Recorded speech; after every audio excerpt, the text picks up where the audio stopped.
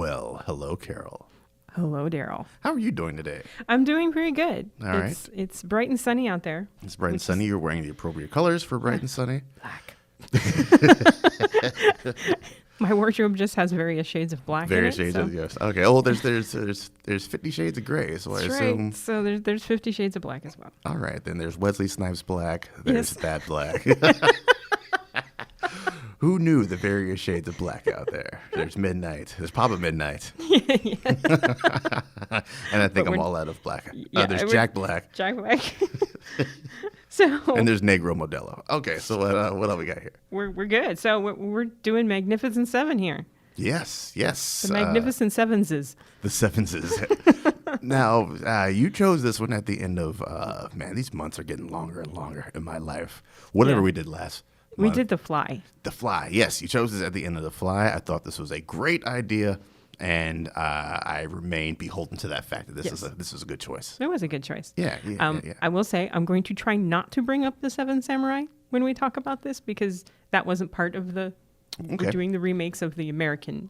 Fair enough. Film. Just thank goodness. I've seen Seven Samurai once. I've had it in my Criterion collection for a while now, and I've just been looking for the proper time. Yeah, The girlfriend's gone. She's out of town coming up in June. I'm gonna Watch have all the the whole samurai house to movies. myself. Yeah, it's gonna have a nice little movie marathon while she's gone. Bust that out. I deliberately don't want to talk about Seven Samurai because it's one of my favorite movies of all time, and neither one of these films really come close. So Okay, that's fair. Maybe we'll have to do a special refried scenes where we just sit and talk about Seven Samurai. that would be awesome. I think that'll be a good episode to have. All right then. So the first Magnificent Seven was 1960. I thought it was so much earlier than that. Well, Seven Samurai came out in 56. I thought it was so much earlier. Yeah, because Yeah. Kurosawa did most of his work in the 50s. In the right? 50s and the Yeah, early his 60s. I big mean, run was he 50s. worked until the 80s, but because Ron came out, I think, in 82, I think. But yeah, most of his Mifune years were in the 50s and 60s. So, this was 1960, directed by John Sturges. Who's like the Western film Yeah. director, right? Yeah. Or Sergio. Yeah, or Sergio, depending on which side of the border you're. Yeah. Actually, do you, Which side of the beans Atlantic? or spaghetti? Which one do you want? So, and this one stars Yul Brynner, Steve McQueen.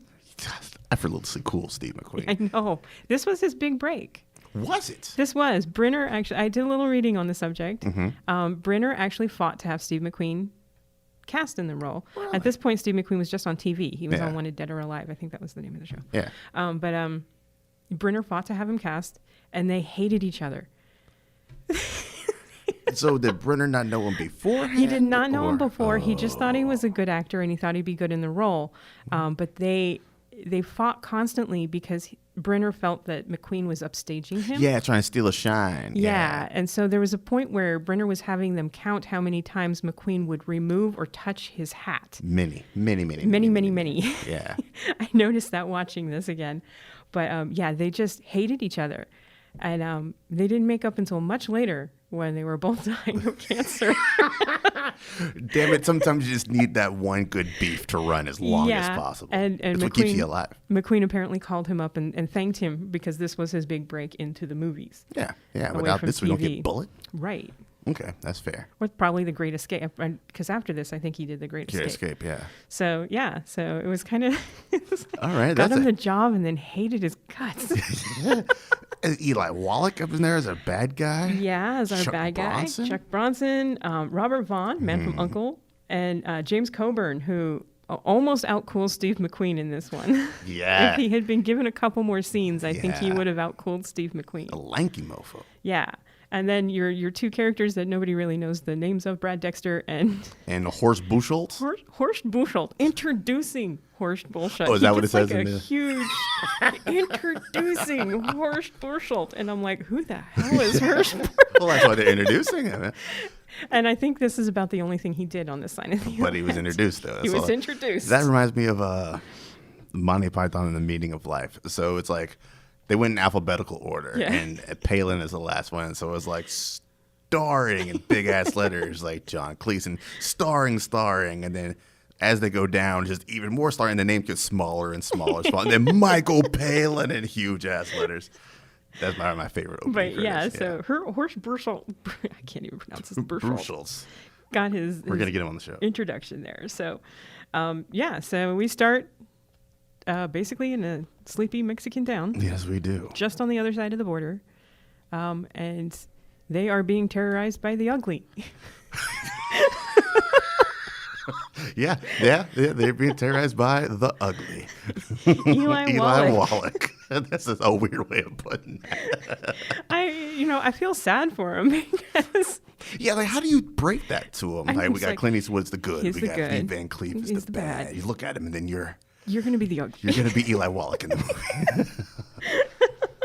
But he is playing Calvera, who is the leader of a band of bandits. Yeah, who is kind of just coming in and stealing stuff from the town. Yeah. But he's so polite. It's the thing about it, like, in the notes that I once again forgot, he's like my favorite kind of villain. Like, there's like the campy villains and there's the always like over super dramatic villains. But the ones I like the best are the ones that'll be like happy, and then on an instant they get real mean. Shoot you in the back. Yeah. And that's kind of how he plays this character. Yeah. But he's a very polite bandit. Yeah, when he's not stealing people's livelihoods, that's a dude I hang out with. Yeah, you probably sit down and have a drink with him. He'd probably make you pay for it, but you'd have a drink with him. Yeah, it's very charming. So he tells the village that he's going to come back and they have to have like all of their crops and stuff waiting for him. So you ever wonder, like, because this isn't the first movie or the only movie where someone just comes and steals a bunch of stuff and then leaves them all destitute. At what point do you think like the rest of the band is like, dude, we've taken everything. They cannot give us anything else. It's like we should probly move to another town because or give them a down chance to to their recoup. we're down to their canned beets. We don't want those. Yeah, we don't want those. So he gives them time. It's just like, I'm not going to steal it all now. We're going to give you. Yeah. We're going to give you. We'll time give you to just prepare. enough to live on to make more for us to steal. Yeah. Yeah. So they decide they've had enough of this, and they're gonna hire some help. Mm-hmm. And the old man outside of town. There's always one. There's always one. Tells them they need to hire some guns. Some guns. Yeah. So they go to a town across the border into America. Man, well, if you want guns. I think it's Texas. I think they say it is actually Texas that they go into. I'm assuming it's Texas. Yeah, I mean, I always assumed most of the border is on Texas. Yeah, a little bit of Southern California in there somewhere or something. No, it doesn't. Mexico doesn't stretch that far out to. No. Okay, it doesn't. A little bit. I think a little bit, yeah.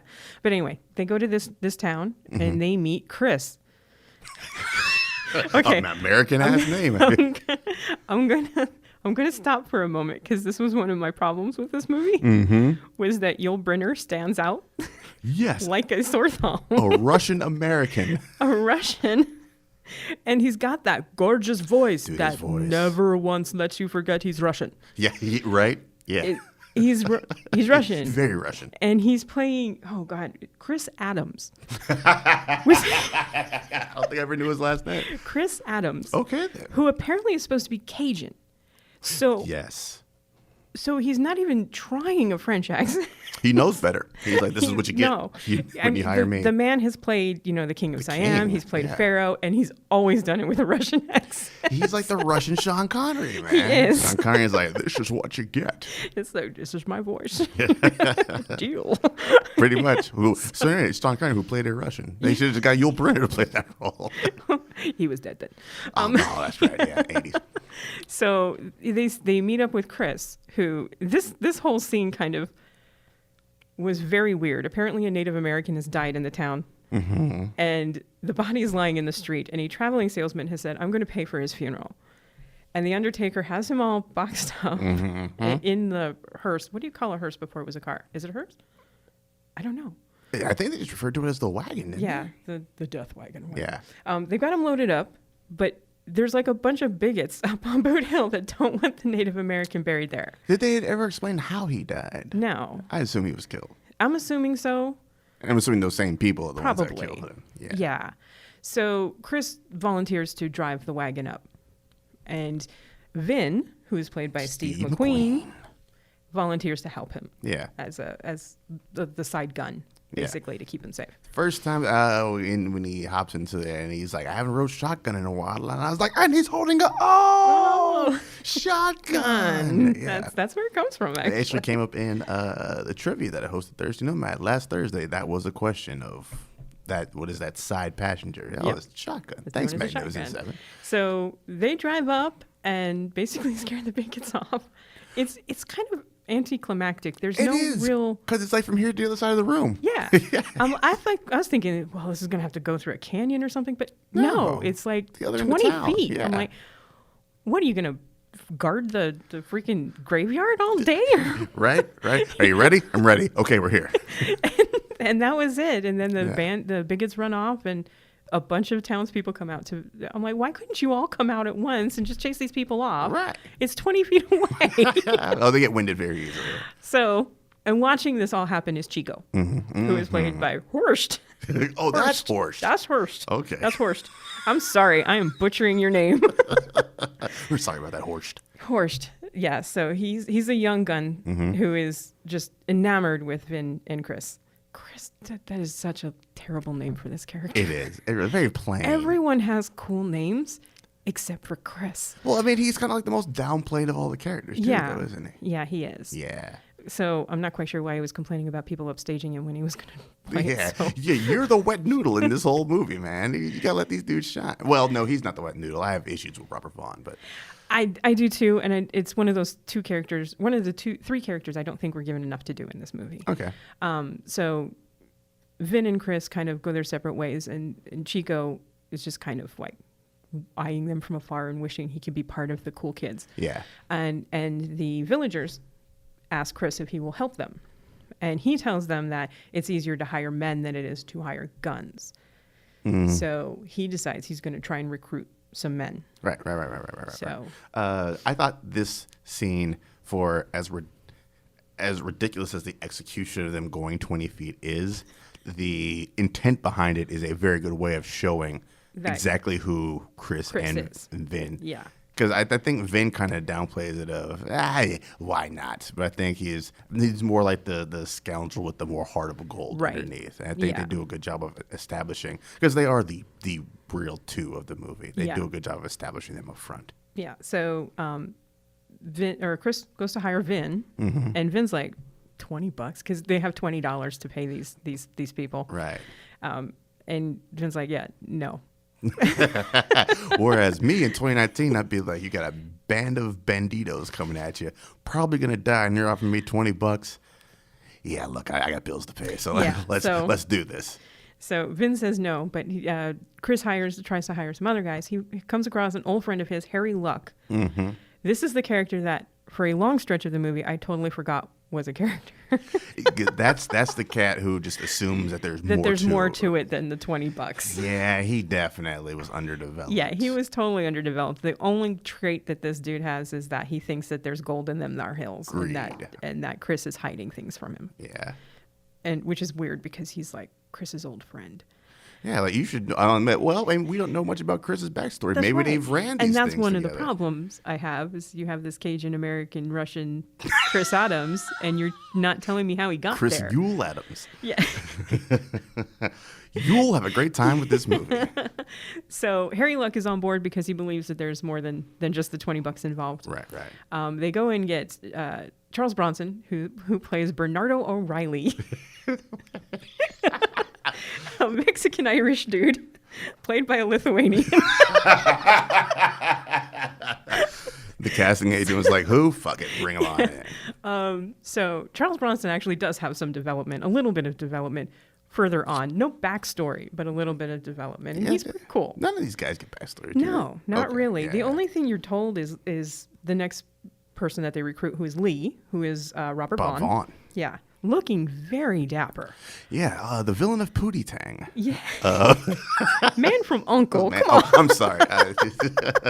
But he's looking very dapper here. He's very dapper in this movie. And he gets kind of a backstory. You assume he has PTSD because of the Civil War, but that's not really gone into. Yeah, they don't. There's some kind of issue with him. I didn't even put two and two together. Yeah, I mean, that makes perfect sense. But they don't tell you. Yeah, I mean, maybe they were trusting their audience to figure it out, because not everything needs to be explicitly. Yeah. Or maybe it doesn't even matter. You just got to know that, maybe he's not as hot shit as he thought he was. And he is having trouble firing a weapon. Right. So they got Lee and they have Bernardo and they have Vin comes back because Vin loses all of his money at the craps table with one roll.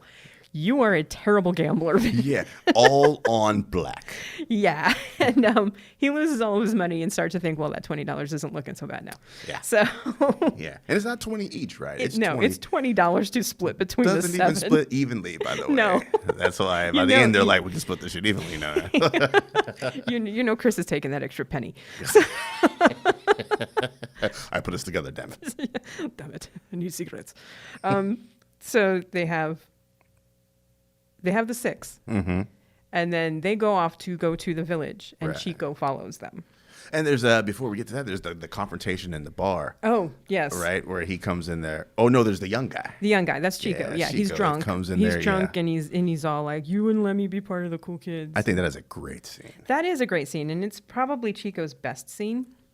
I think it's the only scene he really gets all the time to shine, anyways. Yeah. And he does very well with the one scene. I think everybody kind of gets one or two good scenes. They kind of spread them out, except for those underdeveloped. Yeah, except for Harry Luck, who I don't think has any really decent scenes in this film. That scene isn't too terrible.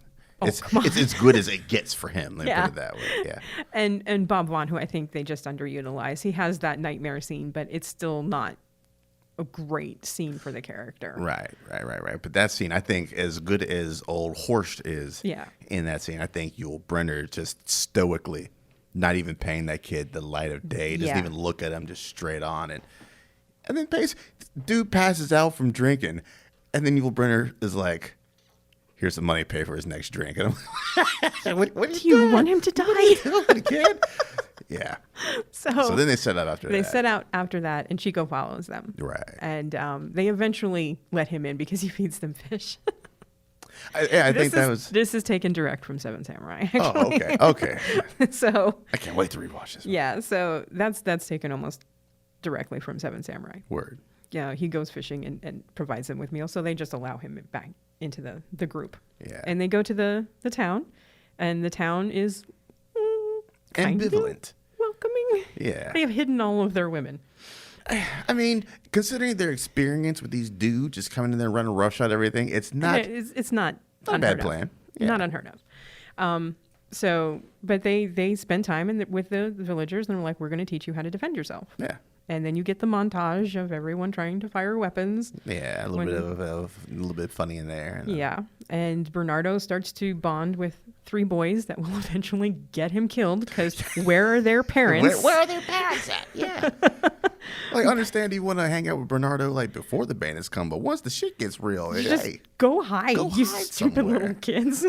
But he starts to bond with, we forgot James Coburn. James Coburn is Britt, the knife expert. The knife thrower. Yeah, knife and gun expert. And you get no backstory on this character at all. He murders a man in front of everybody and they just kind of let it go. With a knife against a gun. Yep. And then just picks up his stuff and walks off because he's James Coburn and he can fucking do that if he wants. Everybody there is like, I mean, the dude kind of invited it, so he wanted it. He wanted it, so let's just leave it.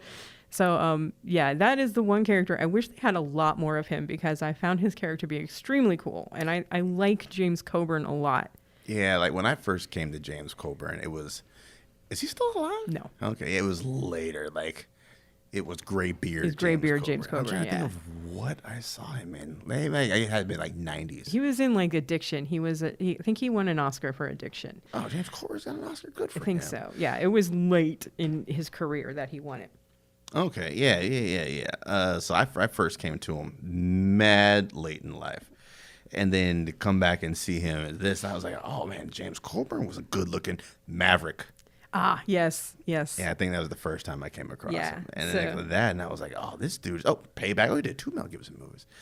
Yeah.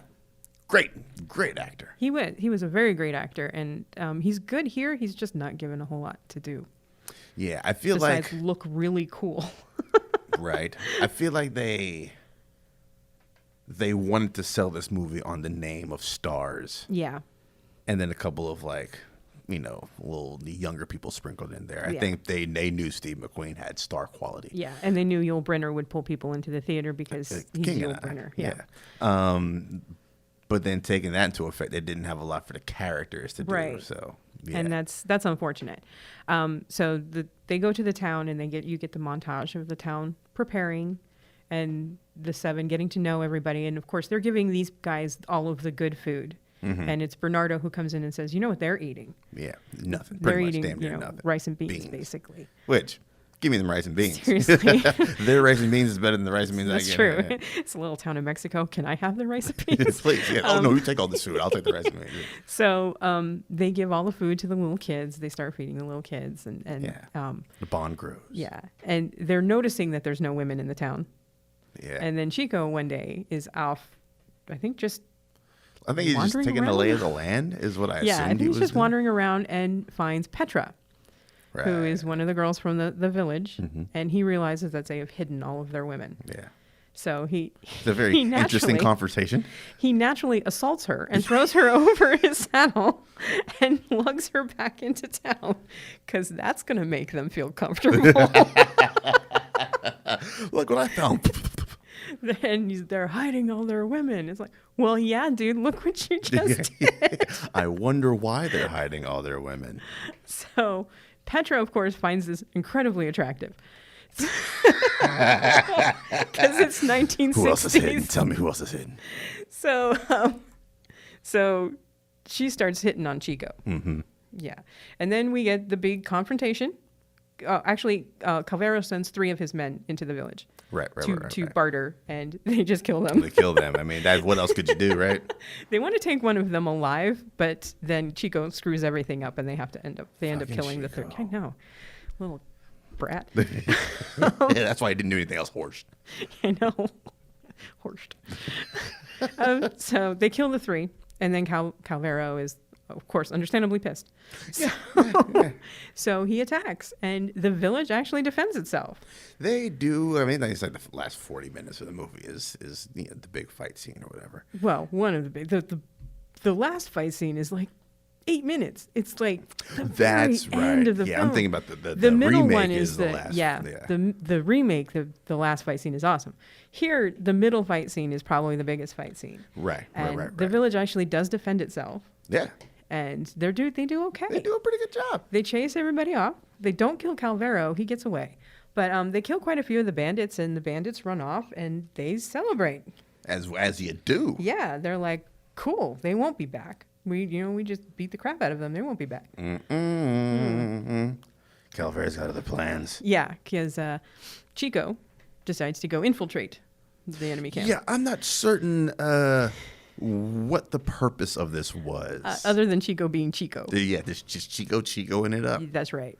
He infiltrates and finds out that not only are the bandits starving because they don't have any food, they haven't been paid in a very, very long time. So they have no intention of letting this village off the hook. Right. And at this point, this is where the movie kind of stopped making sense to me.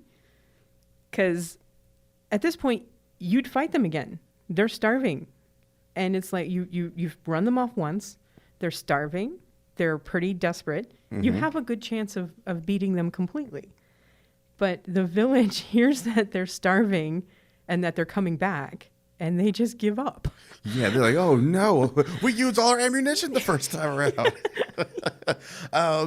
The sensible thing would have been for Chico to slip away and being like, these motherfuckers right there, let's go now. Sweep off the rest of the board. Which they try to do, but at this point, the village has already said, well, forget that. Because the 7 go out there to the camp, and the camp is abandoned because the village has already... Yeah, they missed each other somewhere in that transit. Right, because the village has already turned over everything to Calvero. And I'm like, why did you do that? That makes no sense at all. Well, does the whole team ride out? Yeah. So there's nobody really left to... Yeah, but then that barkeep was the one that let's just surrender. And then they go back, and Calvero, being the politest bandit in the world. All right, look, take out your guns. I'll give them back to you. Yeah, we'll take you across the border. We'll give you back your guns. It kind of makes sense because he doesn't want the United States government to jump the border and come after him. That's a good point. Point. And these are American citizens. Oh, yeah, you just can't hold American citizens hostage like that or kill them too bad. But at the same time, it's like, dude, why are you giving them their guns back? The worst bandit leader I've ever come across. He's just jovial and let me get you a drink and here's okay. We'll take you across the border and you can have your guns back. And naturally, they decide, well, we're going to go back and kill them. Forget it. We need that $20. All right, Derek. I was promised $20, damn it. And then you got Luck, who's like, those jewels are around here somewhere. That gold's here somewhere. But Luck's like, no, this is suicide. I'm riding off. Right. So the rest of the team's like, okay, that's a few more pennies for us. Let's let's do Chris it. is like, I can't take that extra penny now. Okay, let's do this. It was 6 split 20 divided by 6. So they go back. The 6 go back. It's now the Magnificent 6 for a little bit. Yes, it's the ridiculous 6 at this point. And at this point, it's like I hit the pause button and I realized there was only like 8 minutes left of the film. And I'm like, yeah. Is this battle scene really that short? And the battle scene is really that short. I also hit pause right here because I had to. I think it's when I had to go do trivia. Yeah, I had to do trivia, and I was like, all right, it probably got about 30, 40 minutes left because I didn't bother to look. And I came back, and I was like, oh. Yeah. There's credits. Because they go in, and almost immediately, the gun battle ensues. Mm-hmm. Britt is killed. Done. Harry Luck comes zooming in. He had a change of heart. Came zooming in to save Chris. Yeah. And is killed. I really need these $2. He comes back for it. Chris lies to him in the end. On his dying breath, he tells him, yes, there's gold. It's lots and lots of gold. So yeah, I guess he wanted his death to feel like it had some kind of purpose. Would you have done that in that? Or would you just be like, no, I told you there's no gold? No, dude, you know me. I'm an idiot. Fair. Damn.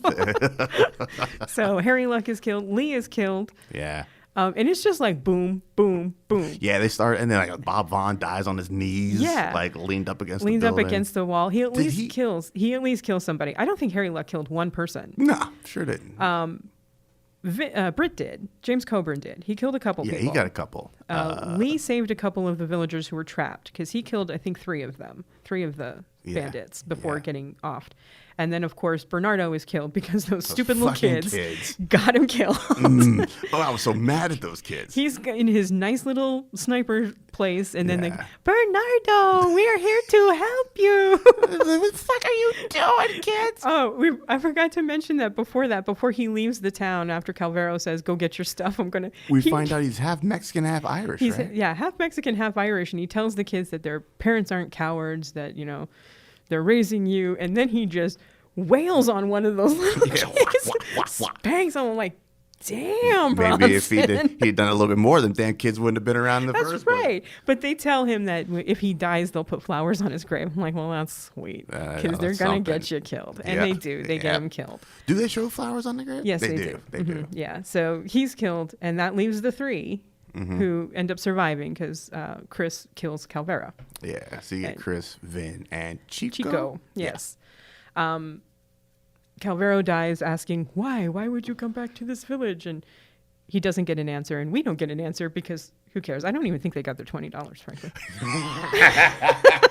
They were halfway to the end credits, and they're like, "Hold, did you? I thought he gave you the." Aw. So it's the 3. Then the town is saved, and the townspeople come out and help fight. And I love that bit because they're coming out with bar stools and chairs. Hey, whatever you got to do, man. It's like, kill this motherfucker with a bar stool. concussions. It's like, you're farmers. I'm sure you have a rake or a hoe somewhere. Something? Come on, man. A plow. But the town is saved, and the old man comes back. The old man comes into town. It's like, well, he was safe. Why didn't everyone go up to his house? Right. And tells them, yes, the farmers have won. You always lose because gunfighters are like, this is also taken from Seven Samurai. It's like gunfighters are blowing in the wind or something. It's almost like a Peter, Paul, and Mary song. Yeah, gunfighters come and go. Yeah, pretty much. I just assumed that it started out being about the money, and then they really bonded with the town, and it became the right thing to do. And that's why Eli Wallach died confused, as he just has no concept of just doing the right thing to do it. Yeah. Yeah. And that's kind of what it is. And then they're riding off, and Chico decides, you know what, being a farmer ain't all that bad, and he goes back to Petra. Does he have the most growth out of the entire movie? I think he has the most growth. Yeah. There is a love scene, or kind of a love scene, between him and Petra before the final battle after he is infiltrated. Yeah. Where his German accent is so bad. He's trying so hard to get the American, but the German is just sneaking in. Oozes out. Like, yeah, you're horsed. What a horse. So he goes back and decides he's going to be a farmer, and Vin and Chris ride off into the 3 sequels. We don't talk about those. No. We don't talk about those at all.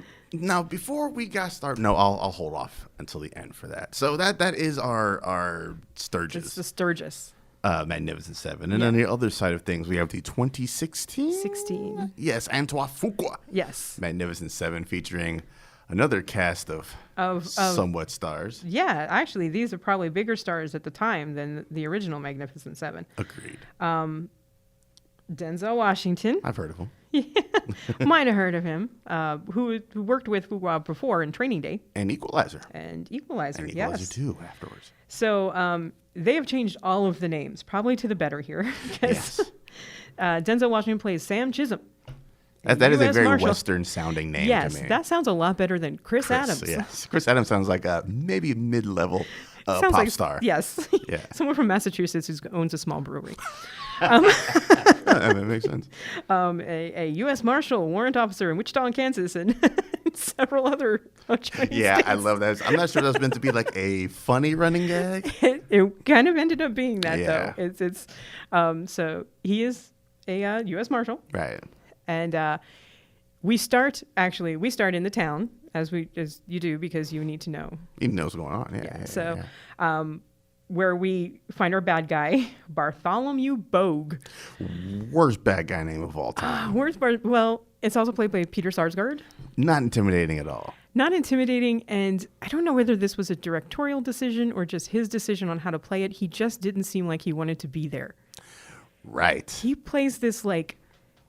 It's painful that he has to be in these scenes. He almost seems bored with the whole thing. Like, I guess we'll go steal their stuff. I'll kill these people. Kill this guy over here. Yeah. Oh, you got that Gatling gun? Yeah, let's go ahead and set that up for me, please. And bring out the gun. Yeah, I'm just gonna go down to the church and die real quick if you don't mind. Yeah. Even in his death scene, he just seemed bored. Finally. So Bartholomew Bogue, he comes to town because he wants to buy the land. Right. And he's offering just pennies. Pennies to the dollar. Penny to this dollar for this land. And of course, the townspeople are like, no. And Matt Bomer, who plays a farmer with his wife. And who plays his wife? Oh, I looked her up a little bit ago. I hadn't seen anything else she'd done. Haley Bennett. Haley Bennett, yes. Yeah, one of the worst costumes. We'll bring the end costume? No. Everything she wore was completely... like, that is not a farmer's wife. Yeah. That's a saloon girl. Yeah, it's very, very frillious. Yeah. Yes, she plays Emma Cullen. Yeah. And her husband stands up to Bogue and says, Don't end well. we're not going to. And Bogue shoots him dead in the street and burns the church. I mean, that was a bit much. Yeah, that was a bit dastardly. He was already clearing the land that he planned. Yeah, he's like, well, I got to knock these down anyway. Might as well burn this sucker down. So he is not a nice man. No. And he gives them 14 days. Yeah. It's like, it's 3 weeks, isn't it? Or is the original 3 weeks? It's a limited amount of time. I'm going to come back in 3. I don't know why they give them time. That here it's like... Well, it gives it time to like have everything prepared so when they come through, it can be a quick and painless transition, I guess. But he's like, I'll come back and take it or get out. Yeah. And he has quite a bit of an army behind him. And he also has the sheriff on his payroll. Right. So the town's kind of fucked. Simplest way of putting it. And Emma rides out with her friend Teddy, her bestest buddy, her BBF. Yeah, oh, poor Teddy. Her friend zone. That's pretty much what Ted was. Teddy Q. He has the Q for quaint, because that's what he was. They ride out to find guns to help, basically to hire guns to save the town. And who do they find? They find Sam Chisholm, who is... Which that facial hair choice was not working for him. I don't know. know. I thought he looked fine here. You think so? Really? He looked like a black Civil War general with that. That's true. It's better than. It's not as good as Billy Rox's facial hair. No, it is not. so. But what is? Yeah, that's true. So they find Sam Chisholm, who is issuing a warrant or collecting a warrant. What do you do? Is it collecting or? Yeah, he is. He's. This seemed more like a bounty. He seems more like a bounty hunter than a U.S. Marshal. Wrapping up, or I guess. But I think it's the same. Same thing. He gets paid for finding people. Yeah. And he is looking for the barkeep in this town. Mm-hmm. And in the bar, playing cards, is Faraday. Is Pratt. Yes, Chris Pratt, being very Chris Pratty. Being incredibly Chris Pratty. And stars as Faraday, Joshua Faraday, who is a card shark and kind of a ne'er-do-well. Yeah. He's very Chris Pratt. Very Chris Pratt type role. He got fit and got muscular and then got typecast. Yes, and that's unfortunate. It is. Although a little part of me still kind of does want to see him as Indiana Jones. That might work. Yeah. That might work. But so Sam kills the barkeep. As you do. Keep his body. Yeah. I've got a warrant. He comes out with his hands up. He knows the drill. There's another Django. They do the same type of thing. Yes. Yeah. Mm-hmm. Yeah. So he comes out with his hands up. I've got a warrant. I'm reaching for the warrant. He's knowledgeable here. He's already been looked at like twice. Are you in the right town? Yes, I know that look well. Yes. So Emma goes to him and says, we need to hire you. And him being an upright and moral character decides he's going to help them. Sure, upright and moral. Oh, who is it you say? Oh, yeah, sure, I'll change my mind. Then he hears it's Bartholomew Bogue and he's like, okay, I'm in. Yeah, so he goes and gets Faraday by buying his horse for him. Yep, now you're my horse debt. Yes, so they go and split up to get the rest of the 7. He sends Faraday and Teddy Q to get... And they pick up Ethan Hawke, right? They pick up Ethan Hawke. Good night... Robichaux. Good night, Robichaux. This is the snappy dresser. Yes, this is our Robert Vaughn. Yes, and he's supposed to be Cajun. But at least his name is Cajun. They threw a Robichaux at the end of that. Yeah. Yeah, but he is the PTSD character. He's the Confederate soldier that has PTSD and can't fire his gun. He's kind of Lee's character from the original. Yeah. And with him is Billy Rox, his sidekick. Sidekick, manservant. I'm not sure what the drug dealer, because there's a couple of times where he hands him a cigarette that's not. Yes. A cigarette. Yeah. They are very chummy friends. They're very chummy friends, yes, who play Billy Rox, who is the knife expert. Our knife guy. Yeah. I did like him in this movie. I did like him. That's played by Byung-Hun Lee, yes, who, if you ever see him in I Saw the Devil, is truly frightening. Oh, that's right. He is the good, the bad, and the weird. That's right. Oh, Inside Man? Oh, Inside Men. All right, that's a different thing. Yeah, okay, yeah, he's put in some works. Yeah. Mostly known in Korea, but he's actually very good. I guess that's why I recognize him. I spent 3 years in Korea. Yeah, there you go. Yeah. So Faraday gets Good Night in Billy Rox. Mm-hmm. And then Denzel goes looking for one of his warrants. Which I thought was an interesting idea for recruitment. Like, look, I could kill you and just get the money or for I could rip this warrant up and I won't ever look for you again. He gets Vasquez. Yeah. I think that was a good move, actually. That was a good move. Yeah. And that's your gunslinger, basically. He's a gun expert. Yeah. Right. He's not given a whole lot to do. No, he's one of the ones that gets kind of short-shifted. Yeah. I would say Billy Rox kind of got short-shifted, too. He did. You don't get... But he's tied so much to Goodnight that it's kind of like... You get one and you get the other you get the other at the same time. So once they meet back up, they go to get Vincent D'Onofrio, who plays Jack Horn. This is the reason why I saw this movie in the theater, because I just love Vincent D'Onofrio. Right. And his Jack Horn is... He talks like this. I don't know what that choice was. And the Lord is looking down on us right now. I like that they had like a religious dude in there. Yeah. And 2016, so that was so Daredevil season 1 had come out by that point. Mm-hmm. So I'm thinking like The Wilson Fisk voice. Yeah, this is not the Wilson Fisk This is voice. not the... No, it is not. He is, I like when they introduce him because they tell him what they're doing and he just walks off. It's like, I guess he's not interested. And Faraday goes, I do believe that bear was wearing human clothes. Yes, that's a good line. That's a good line. So, Vincent D'Onofrio's Jack Horn. I can't remember. How do they convince him to join? They don't. He follows them. He tracks them because he's a tracker. Right, he's a former, he used to hunt Native Americans. That's right. Yeah. Oh, and then... So they decide, well, I guess he's not interested. We're going to head toward the town. And they stop and they see Red Harvest, who is the Native American, who is kind of the Chico character. He's following them. Right. And then Jack Chico Horn... way less douchebaggy. And then Jack Horn comes up because he was tracking Red Harvest and tracking everybody, basically. Yeah. So there's your last two, Jack Horn and Red Harvest. They decide to join. Yeah. Oh, you guys doing what? Yeah, all right. Okay. It's Tuesday. Why not? And nobody thinks that Red Harvest can actually speak English. They're trying to speak... Chisholm speaks French to him. Yeah. Because that was French? I think it was French, yeah. I think it was French that they were trying to speak together. Yeah, a little bit of broken common language there. Yeah. So they go to the town, Mm-hmm. once again, the town is less than inviting, but at least they're not hiding their women. They're hiding everybody. They don't, is there, Chico gives the rousing speech in the original. Do they get the rousing speech in the? Emma does. Emma gives it with her off the shoulder. Every woman in this town is dressed like a farmer's wife, except Emma. Yeah.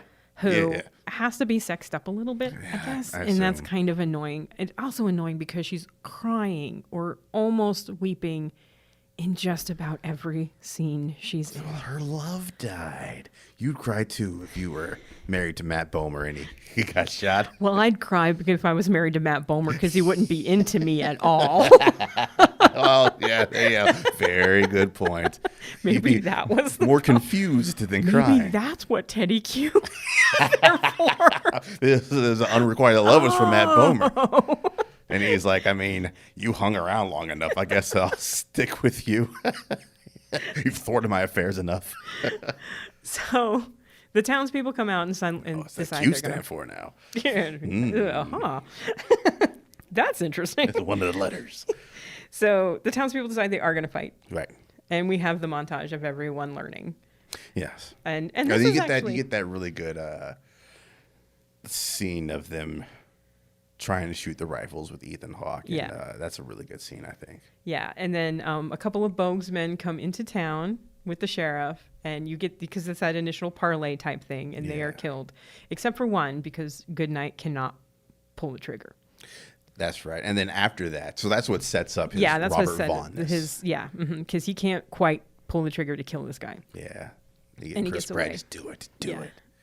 And then Billy Rocks makes the excuse, his gun is jammed. Yeah. It's like, sure. Yeah, because they do you the shot of showing that the gun was empty, wasn't it? It was. Yes. Yeah. He's not loading his weapons at all. Yeah. So you understand that Goodnight has a severe issue at this point.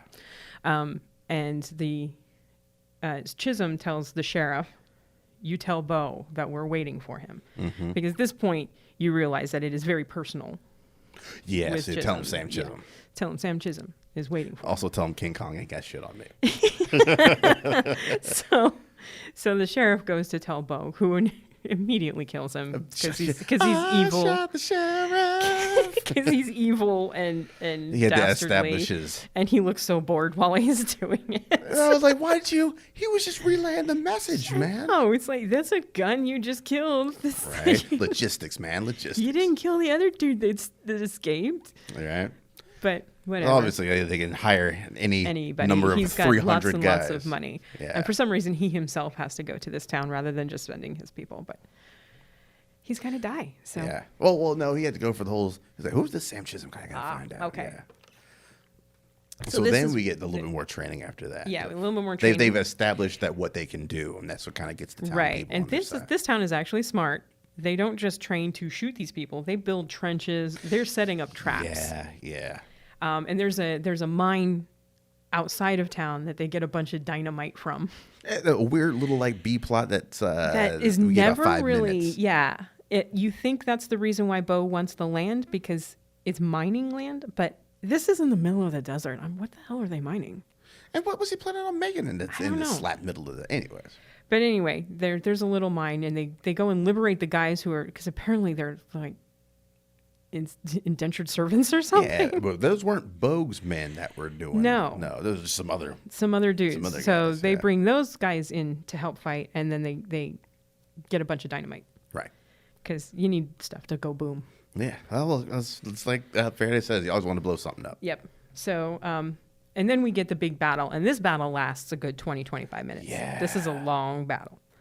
The one thing that really bothers me is just the number of bodies. It's just outrageous. Outrageous, man. I'm like, is there anybody left in the town? Is there any town left? Because Who's Bogue left in the state? Yeah. Bogue comes in and just starts mowing people down. Yeah. And of course, Emma's up there with her rifle getting shot at and getting people killed, trying to get her safety. Oh, and Ethan Hawke had dipped out. Yeah, Ethan Hawke has run off because he feels he can't be a benefit. Yeah. And then, but Billy Rock stayed. I like that. We find out the Red Harvest can actually speak English. Yeah, that's a good little bit of comedy. That was a good little... Get back here, I want to talk to you. You little shit. We got a lot to talk about. Yeah. A lot to talk about. Oh, D'Onofrio, what were you doing? But the fight starts, and Billy Rox is up in the bell tower of what remains of the church as a sniper. I'm not sure how that was supporting his weight, but... I don't know either. I don't know how it was supporting the bell. Also a good point. Yeah. And I don't know why you would put the knife expert as a sniper. Well, I guess maybe they're assuming, well, I mean, our sniper ran off, and you're the dude who ran with the sniper, so maybe he taught you a thing or two. You get his job now. Yeah, pretty much. This is on you. So we can throw knives about 500 yards. This ain't Fortnite. Yeah. So Bogue's men come into town, and this is a pretty bloody battle. Yeah, it is. People are dying all over the place. The first of the 7 to die is Jack Horn, who's saving Teddy Q. Because Teddy Q can't save himself. Fucking Teddy Q, man. Teddy, you are a load. Yeah, I was kind of upset when he got done in, because he's a likable character. He was a very likable character. He's killed by the Comanche that works for Bogue. Yeah. He's shot with arrows, and it's very appointed. Very Boromir. That's what I was like. He died, and it's like Gondor calls for aid. But he dies, and it's a very nice death scene, actually. I thought it was. Yeah, well done. And then Goodnight comes back to save the day. Gets up in the bell tower. I don't know how he got from his horse to the bell tower so quickly, but he gets up there with Billy Rox, and they're trying to kill people as they come zooming in. Yes, witty banter ensues. Yes, and then Bogue brings out the Gatling gun. Yeah, like that. I was thinking about, like, when it comes to westerns, that's the nuke. That's the nuke. Yeah, that's the like, oh shit, mows buildings down. Yeah, just his people, their people. He doesn't care. Doesn't care. He just wants to get to the end of the movie, dude. Yeah, and then he kills Goodnight and Billy Rox by shooting up the church. Right. Because they're picking off. Faraday decides he's going to... Faraday is shot. Yeah, Faraday's trying to get to take out that Gat. He's trying to take out the Gatling gun. And he's shot, and he realizes that the shot that he has is he's not going to live. It's a gut shot. So he grabs some dynamite, and he's going to take out the Gatling gun. And he's got people chasing him. Which, gut shot on a horse. God, nope. I'd have got 3 steps and be like, nope, y'all figure out another way. This hurts too much. I'm gonna lie down and die now. So Goodnight and Billy Rox are picking off the guys that are chasing him, and that's when the Gatling gun is turned on them. Takes him out. And Faraday gets close enough, and then is shot and falls off his horse and starts crawling, ass up in the air. Yeah, and he pulls the whole, can I have a last cigarette? Yeah. A class staple in westerns, isn't it? I feel like it is that one last cigarette, and the guy goes over to light a cigarette, and or gives him a match or something. He lights a cigarette for him, but we realized that he had other matches. He just couldn't light that one. Yeah, and then he lights dynamite and basically blows himself and the Gatling gun up. Right. As well as several of Bo's men. Yeah. And then... Because at this point, has Bo has not entered the town yet. Not far enough away to get taken out by the... Yeah. Because he was sitting right by it at one point. At one point. But then Actually, I don't know. The logistics of where he was exactly is kind of not on set because he wasn't interested. Right. He just was. I don't care. He's at the Waffle House. Whatever.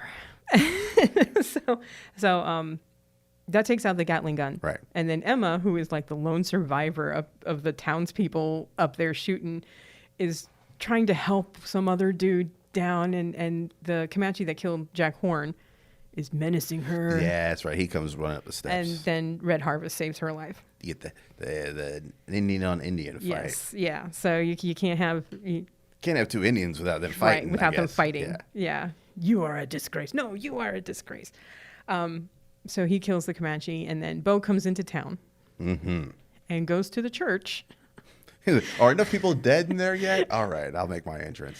And Sam Chisholm, it's one-on-one now, him and Sam. And Sam, you finally get Sam's backstory because Bo did this to another town. Yeah, which happened to be his town. Happened to be his town and killed his sister. Yeah. And tried to hang him. Right, yeah. He's got the scars. He's rocking the ascot or whatever most of the time. You don't see. Yeah, and then gets into a very protracted fight that he is going to lose. Yeah. He's too busy monologuing. Fucking shoot him, man. He is too busy monologuing at this point, and Emma shoots him. That I was like, all right, justified. She got peace for her husband, for old Bomer getting clapped up. And maybe Sam Chisholm learned the lesson. It's like, maybe I'll just shoot him next time. Yeah, I mean, Eli Wallach told us in The Good, the Bad, and the Ugly, if you have to shoot, don't talk. Indeed. So the town is saved, what is left of it. And what is not complete ash, rubble, or cinders. That's right. And there's a few people left alive. And who of our 7 is left? We got Sam. We got Vasquez, who is protecting the children. That's right. And you have Red Harvest. Yeah, that's it. That's just so your 2 characters that were basically not given a whole lot to do are 2 of the 2 that survived. Well, they didn't have a whole lot to do. I'm just going to hide out with these kids. I mean, for the kids. For the kids. Yeah. I took a shoulder wound. Did you see? Yeah, I did something, damn it. And just shirks that off. I love how at the end of Westerns, it doesn't matter how many times they've been shot or where they've been shot. It's just like, we're riding off into the sunset. Oh, I'm fine. Shake it off, man.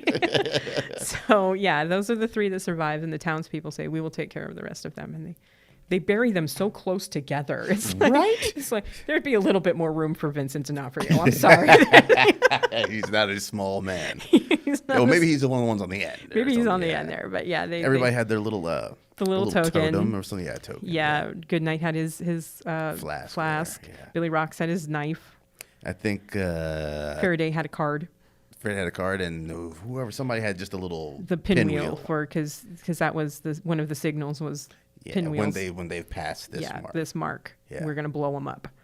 So it was a pretty good. I think it's a very good remake. I missed it in theater. I was like, there's no fucking way I'm going to see this movie. And I was pretty steadfast in not watching it until you suggested it. And you know what? It is not bad. It's not bad at all.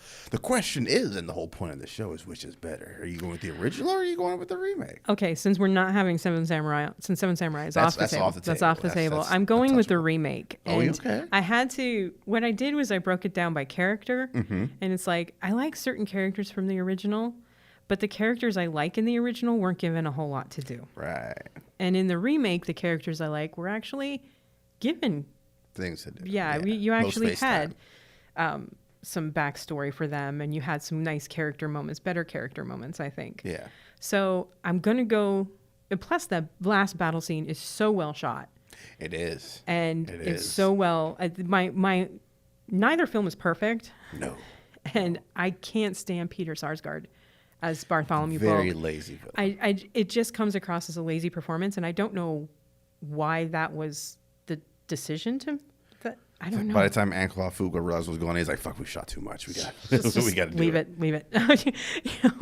I don't know, but his bad guy is the bad guy in the original. Eli Wallach is so much better, far superior. Yeah, far superior. But if you look at the leads, I like Denzel more than Brenner. I just think Brenner is miscast as Chris Adams. It just doesn't work for you. Fit. Huh? It doesn't quite work for me. Okay. I don't know. Every time I see, now I know in Westworld, Brenner's entire look was based completely on his Magnificent Seven character. Yeah, as the movie started, I was like, wait a minute, which one came first? Yeah, no, this one came first. And I mean, he's wearing the same costume basically in Westworld. But I don't think Brenner ever fit in a Western for me. As far as I know, those are only about the two the two he made were the Magnificent Seven and the Magnificent Seven Rides Again. He made the sequel. Oh, yeah, okay, that's right. And after that, I think it was George Kennedy that played Chris Adams. Yeah. But he just never quite fit. So Denzel Washington is far better as Sam Chisholm. It's a better character. It's more backstory. Yeah. You actually care. Okay. Chris Pratt is so Chris Pratt in this film. So Chris Pratt. And I wish he would be given a role that is not Chris Pratt. Yeah, he needs to stretch his wings a little bit because I feel like he is Chris Pratt in Guardians. He is Chris Pratt in Jurassic World, and he is Chris Pratt in here. This. Yeah, and I think he's a little bit less Pratt in was that Passengers? Yeah, that was a horrible film. It's just a bad movie. That's a bad movie. And he's Chris Pratt in Parks and Recreation, so he's just a bigger Chris Pratt. Yeah. This is fit Chris Pratt or fat Chris Pratt. Yeah. So it's like I wish he could show some range, but here he's just it's Star-Lord with a gun. Pretty much, Star-Lord is in a different setting. Yeah. Vasquez is cool. He has little charms to him. Red Harvest is cool, but they're just not utilized all that much. Yeah. Ethan Hawke was actually kind of fun as Goodnight, but I preferred Billy Rox. I did. Of the two, I was like, could we just make Billy Rox the bigger character? Yeah, I'm just not a big Ethan Hawke guy. I'm not either. Yeah. He always looks like he's dying. He just looks ill. Almost. Yeah, he's a sickly looking man. His pallor is not great. It's not. I mean, if you watch, what is it? It's not Insidious. What's the other one? Sinister. Oh, he just Sinister. looks sick. Yeah. Here, he just, and I get it. That's kind of part of the character because of the PTSD and the fact that he's obviously bulking or making his way through the day with narcotics and alcohol. Yeah. But he just looks ill. He hasn't looked healthy since before midnight, maybe. Yeah. That's the last time I saw him. Any movie I see him in, whether it's drama or even Boyhood, I was like, dude, just eat a sandwich. Eat a sandwich, man. Yeah. You look like you're just starving. Predestination, I was like, all right, that kind of makes sense. I just want to give you $10 so you can buy some food. Here, Ethan Hawke. I know you got money, but here's some money. Here's some money. Go buy some McDonald's. Go buy some McDonald's, and Nuggets are right around the corner. Yeah. So go to craft services. There's good characters and bad characters in each one. Mm-hmm. I think the remake is a better made film. Okay. And that's weird because John Sturges is like the king of Westerns. Right. But that Magnificent Seven just didn't quite gel for me. All right. For me, I am going with the original one. Because Yul Brynner is so oddly miscast, for me, it strangely oddly works. Like, you just stand like a sore thumb, and he's just interesting to watch. He's always interesting to watch. Yeah, he is Yul Brynner. Because he's Yul Brynner. I mean, Steve McQueen and Coburn are just battling out for who's the coolest dude. Robert Vaughn is the one that just doesn't do it for me. His weird, boyish baby face and the outfit. He's so young. He looks so... I'm so used to older Robert Vaughn. Villain in Pootie Tang. Yeah, and even Man from U.N.C.L.E., he wasn't the younger of the two. He was the elder statesman in Man from U.N.C.L.E. Charles Bronson was born 45 years old. I know. He's like Max von Sydow. He's like came out of the womb in his 40s. He never looked young. Nope, never. He was 16 when they filmed that movie. I think he was in his 20s, and he looks like 47. 20s, he looks 47 here, and I think he was in his 20s. I'm pretty sure he was in his 20s. Okay. But he's one of those actors, because Max von Sydow is the same way. When I watch Seventh Seal, I'm like, the dude's like 47, 46, and no, he's 26. Right, he's been 65 for like 20 years now. Forever. So yeah, it's like you have such cool actors in the original, but I don't think their characters really work. Yeah. So yeah. It's an odd, weird mismatch that they got right. They gelled it better in the second one, but I think Eli Wallach is just always fun to watch. Yeah, Eli Wallach is so much better as the bad guy in the original. It almost bumps that one above. To me, they're almost neck and neck. Okay. Because Peter Sarsgaard is just so lackluster. He's just such a terrible. He's miscast here. He's totally miscast. Agreed. I don't buy him as evil. Just get Peter Skarsgård. Yeah. Yeah. He's not one of the, is he SARS or No, is he SARS? he's SARS. He's SARS. He's Skarsgård. Just get Stellan Skarsgård. Yeah. Just get Stellan or Peter or just, even Bill at this point with his wacky eye and just put him in a clown suit. Why's Pennywise terrorizing the town? That's weird. Okay, but I'll take it. Weird flex. The 7 come in. It's like, you know what? You're on your own. I'm sorry. You know what? No. Been little red balloons instead of the pinwheels. We're done. We're done. So you're taking the remake and I'm taking the original one. Yeah. All right. I need to. So I was thinking the other day. I need to make a chart and keep tally of I think who's last time we what. both went for the remake of The Fly because that was just a no-brainer. Yeah.